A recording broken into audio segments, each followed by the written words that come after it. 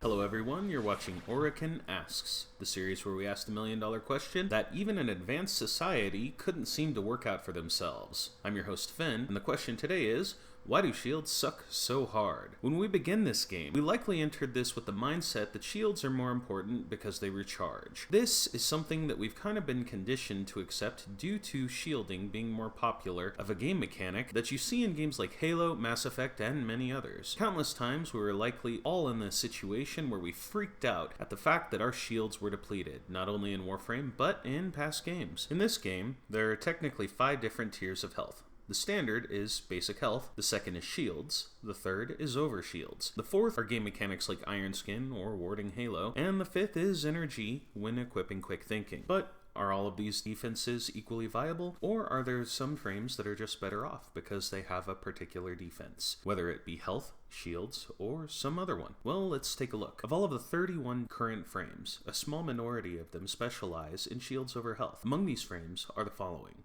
Ember Prime, who also has 125 armor and a reasonable amount of base health. Of course, most people that play her are not likely focusing on her ability to use shields due to her non-prime version having equal health and shield. I would say that she is mainly just an honorable mention. The second would be Frost. Frost and Frost Prime are both shield heavy. Frost Prime actually has the highest shield rating in the game, but it's difficult to see the glaring weaknesses in shields due to his snow globe and his 300 armor. While shields may be his most powerful defense numerically speaking, his armor is more worth modding for due to the way it impacts the power of his snow globe. The snow globe actually provides a great defense that would actually keep him alive if he didn't have shields, so high shields is kind of irrelevant with him. Hydroid is the next, and he barely actually has more shields than health, but he's actually a pretty good shield frame due to his ability to retreat into Undertow. The only time that this is not really an option is when the Stalker or Zanuka are present, but otherwise he's got a pretty solid defense for shields. But again, that's something that makes shields viable on him rather than shields just inherently being viable. Then there's Avara,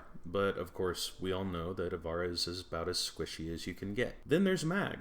With the ability to instantaneously recharge her shields by a great amount, this starter frame is very good for a new player that have brought their Halo mentality. She is likely the best in terms of factory settings when it comes to using shields as her primary defense, but again, shields are only viable on her because she can instantaneously restore a huge chunk of it. The next would be Necros, but he's kind of another honorable mention because his base form has less shields than health. But even though the prime variant has 50 more shields than health, there is no denying that he is primarily a health-based frame. His high shields may as well be thrown out the window, especially with the way his powers synergize with his health. And yet another honorable mention, due to her only having more shields on her prime variant, her crowd control and ability to become effectively invincible for a great duration makes her shields kind of irrelevant. This would be Nyx. It should also be noted that her armor gained a hefty bonus from 15 to 50, and while that may not sound like a lot, going from 15 to 50 would provide you more of an increase to damage mitigation than going from 1015 to 1050. Note that I said increase to damage mitigation. As with many of the others, this one is definitely an honorable mention. This would be Rhino, who actually is tied for the maximum amount of shields available other than Frost Prime, who broke the game's mold on shields. It should be noted that he has a tier of health that he can generate which is based on his high armor that only one other frame has access to, but to a far lesser degree. Iron Skin makes shields entirely irrelevant on him. So the next is Trinity, and obviously you know that this is just a joke, because with the ability to instantaneously restore all health and shields,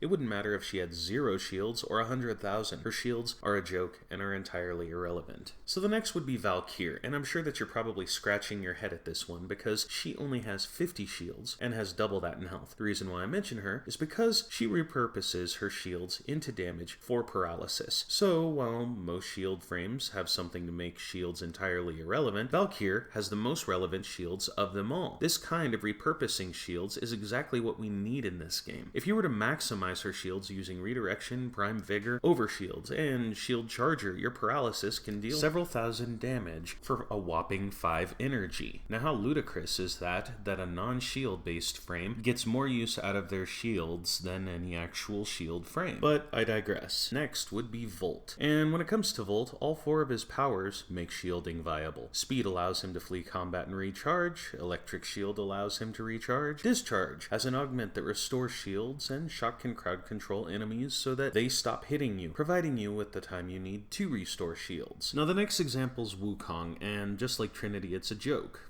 I mean, the amount of shields he has is irrelevant due to the fact that he benefits more from taking damage to his health, which with Rage will provide an infinite loop of immortality and energy. His shields are entirely irrelevant. The final example is Zephyr, and she isn't so much a shield heavy frame as much as she's just got really high shields. Now the reason why I still mention her, even though it's tied with her health, is because she is tied for the highest rating of shields in the game, with the exception of Frost Prime, who breaks the mold. Now, this doesn't really matter though, because she has a secondary defense, which is Turbulence, which is going to make her shields irrelevant, like many other frames. So you're probably asking, what exactly am I referring to with the glaring weaknesses in shields? And that is the fact that 3 different damage types bypass shields as if they weren't even there. Toxic damage entirely bypasses shields, but is mitigated by armor. Gas damage does not bypass shields, but anytime it has a status effect, the status will bypass it. Finisher damage will also bypass shields as well as armor, so if you're a frame with high shields and armor like Frost, finisher damage is effectively throwing your defenses in the trash. So what are our options with shields then? Well, they can recharge, or they can recharge slightly faster, or you can recharge them slightly faster. I'm of course referring to Fast Deflection and Fortitude. They can recharge instantaneously with Guardian, which has a cooldown, or not so instantaneously with Protect and Shield Charger. Or you can amp it up with Shield Pizzas. And of course, there is Brief Respite. There is also the Rack to Dark Dagger, but that's only viable on Oberon as a constant source of shield recharging, who is not even a shield heavy frame normally. Now the last that I'll mention is Arcane Barrier, which provides up to a 4% chance to instantaneously restore your shields. As a proud owner of 2 complete sets, I can tell you that it doesn't make that great of a difference. Now these forms of restoring your shields don't do anything to correct the weakness in shields, which is, as I mentioned, the 3 different types of damage that bypass it entirely. Now so far I've only listed the shield heavy frames, and I told you why I feel shields are lackluster, but I haven't really told you the why. The answer is health. Health is far more versatile and powerful than shields are. Health has the armor mechanic, which, on some frames, especially Chroma, has no reasonable limit in terms of damage mitigation. It also has its own cushion mod, which is quick thinking, so anytime you get too low, you will just take damage to energy and have an opportunity to recover. It also has shields as a defense above it. It also has Life Strike and Winds of Purity. It has the Hema. It has Health Orbs. It has the Hirudo. It has various frame powers. It has Curative Undertow, Mend, Renewal, Hysteria, Devour, Scarab, Swarm Haven, Blazing Chakram, Regenerative Molt Defy, and perhaps some others that I've missed. Now the most important that I haven't even mentioned is Rage. With so many ways to restore your health, many of which aren't actually tied to a specific frame,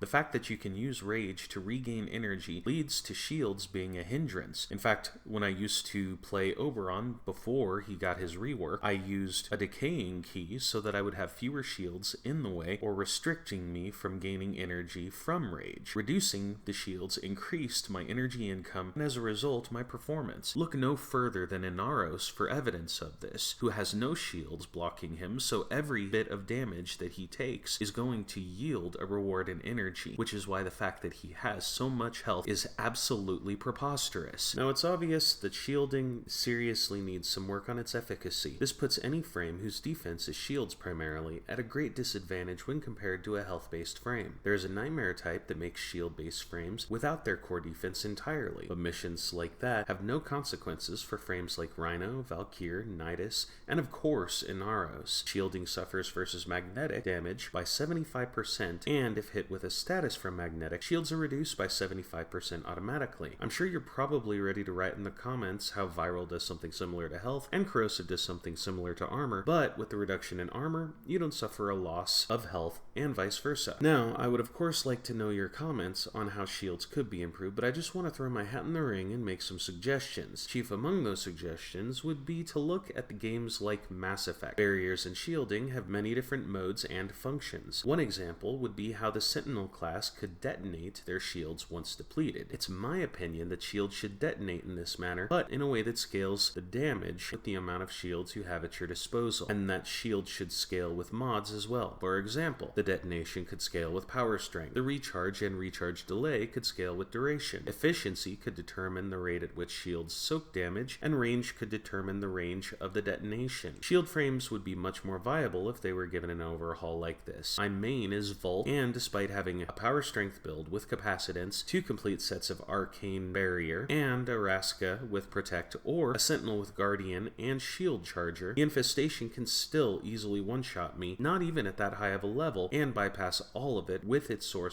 of toxic damage. Being a shield heavy frame should not be a hindrance and should be made equal to being a health-based frame. But that's going to be it for today, folks. Why don't you throw out some suggestions in the comments? If you like this video, don't forget to like it because it helps more than you may know. If you feel the same, feel free to share the video. If you want to continue this discussion with me, be sure to subscribe. But until next time, this is Fen signing off.